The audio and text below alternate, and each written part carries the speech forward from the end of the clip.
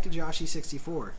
So today I'm going to go ahead and talk about the PS5 reveal trailer, the whole reveal shenanigans or hoopla that went on. I was excited for this, kind of excited to see what Sony is finally going to be bringing to the table with the launch of the PlayStation 5. So I'm just going to get right into it with the games, just talk very briefly about that. They did talk about Grand Theft Auto 5 right away, that it's going to be launching with the system. So it's going to be another PlayStation launch with Grand Theft Auto 5, which I'm cool with. It's got a huge install base. They're going to do a little, I guess, an expanded port of it, make it look nice and pretty. I guess that's cool, kind of ease everyone into it. I'm assuming we're going to get a GTA 6 later on down the line, probably on PC, Xbox, and PS5. So, anyways, I'm just going to kind of go briefly through the games, talk about some of the highlights, lowlights, what I thought personally. They start off with Spider-Man Miles Morales, and it looks pretty amazing.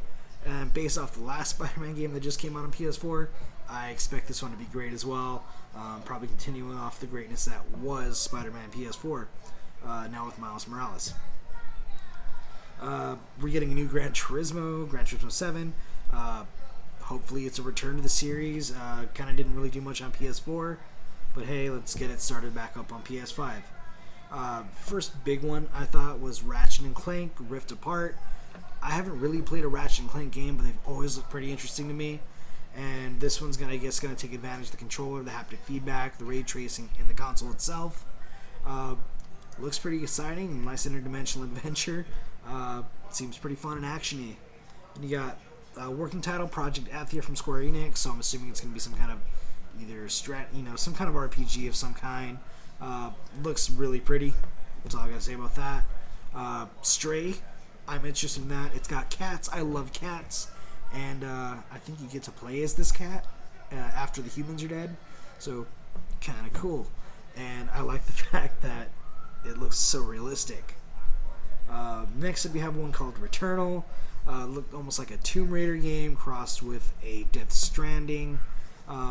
Space exploration kind of with aliens. I'm in. I might be in for that one. Sackboy. I'm excited for that one. It's got Sackboy, A Big Adventure. This one to me looks almost like a Mario game, kind of like Mario Odyssey 64, Super Mario 3D World, which I think is still one of the best Mario games I've ever played. It's got a 3D platform with Mario vibes. I am in. I am so in. Then you have Destruction All-Stars, which is like Destruction Derby meets Fortnite. Guess people are going to be excited about that. Kena, Bridge of Spirits, which looks kind of like Cameo. Kind of in on that. Goodbye Volcano High. Looks like it's got some animal-y, furry kind of things. I guess it's like a love story from what I've heard and what I've read from the writer. So I guess there's going to be a huge crowd of people that are going to be into that. Good little niche. That game comes out next year in 2021. We have a new Oddworld game coming out, Oddworld Soulstorm. I'm excited. Return to the Oddworld franchise. Let's go. Ghostwire Tokyo. That one does come out next year as well. I don't know if it's going to be VR. I don't know if PS5 is going to be doing VR. But it looks awesome. We saved Tokyo from some paranormal beings. Looks fast-paced. Looks fun. Jet the Far Shore kind of looks like... It's intriguing. Looks kind of like some kind of new civilization kind of thing. Not like Sid Meier's Civilization, but you know what I mean. So that one looks kind of cool. Godfall looks like a God of War style game. Kind of like, Devil May Cry-ish. Just action-adventure. Brutal. Awesome looking. Solar Ash looks kind of like Journey to me. It's got that nice cell shading as well, which is kind of timeless. That one comes out next year. It looks pretty interesting. At the beginning of next year, so just after launch, it's going to be Hitman 3. It is Hitman 3. It is the final one in this new trilogy. It takes place in Dubai. I'm not huge into the Hitman franchise, but we'll see how this one turns out. We've got Astro's Playworld, so it's another Astrobot game, this time for the PS5. Little Devil Inside. This one looks awesome to me. Kind of gave me some Legend of Zelda kind of vibes, the way some of the bosses look, some of the adventure. And then, I don't know if it takes place inside of a guy, but I guess Minish Cap vibes.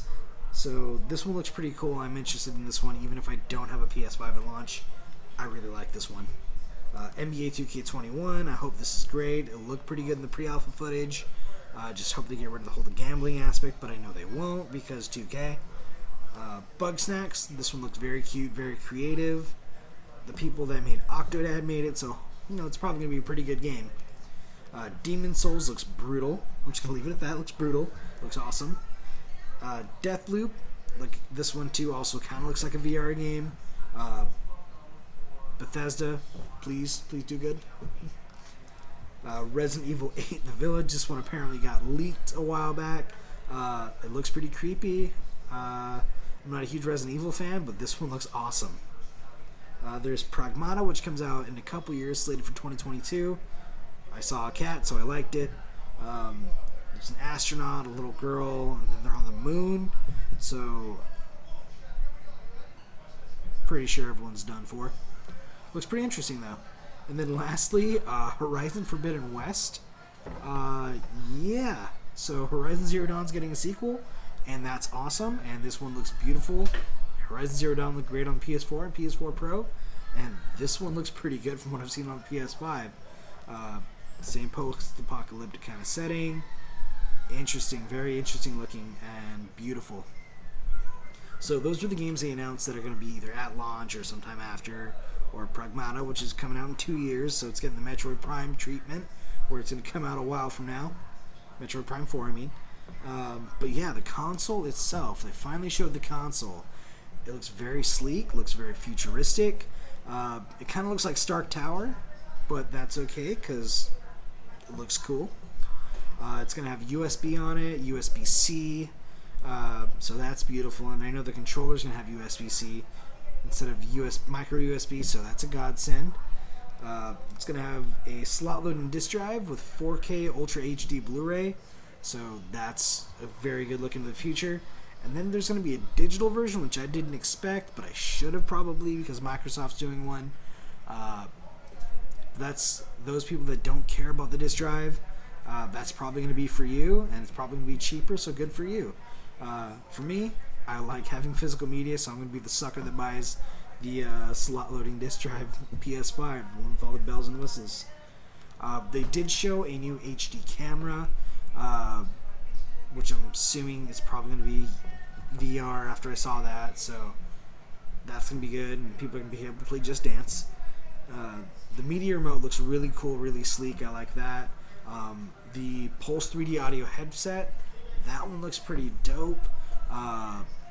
Sony's well known for their audio equipment. On PS4 had the gold headsets and the platinum headsets that were amazing, and so I don't expect anything less out of this one.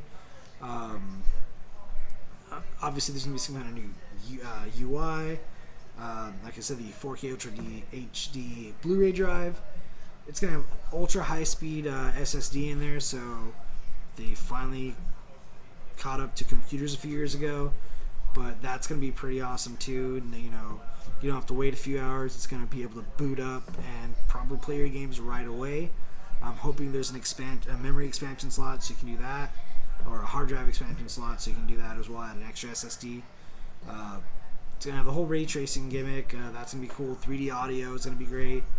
The controller is going to have the haptic feedback, the motion feedback, headphone jack, adaptive triggers, touch. We kind of learned about that already a while back. I'm assuming it's still launching this holiday for 2020, but we still don't know the price. Now, I'm assuming the all-digital version is going to be probably about $100 cheaper, just to save on that. So I'm assuming it's going to launch. The digital version is probably in the neighborhood of $400 to $500, and then I'm assuming the standard version is going to be in the neighborhood of $500 to $600. I wouldn't be surprised if it's $550 or $600 as well. It does look pretty great. I think it's going to be an awesome system. Microsoft's got the Xbox Series X and whatever cheaper version they're doing that's probably all digital, and I'm very excited for the next generation of gaming. The Switch has already kind of done its thing, so let's see what Sony and Microsoft have to do. Alright, you guys, so I know I just want to make a very quick video talking about the games. Kind of excited for it.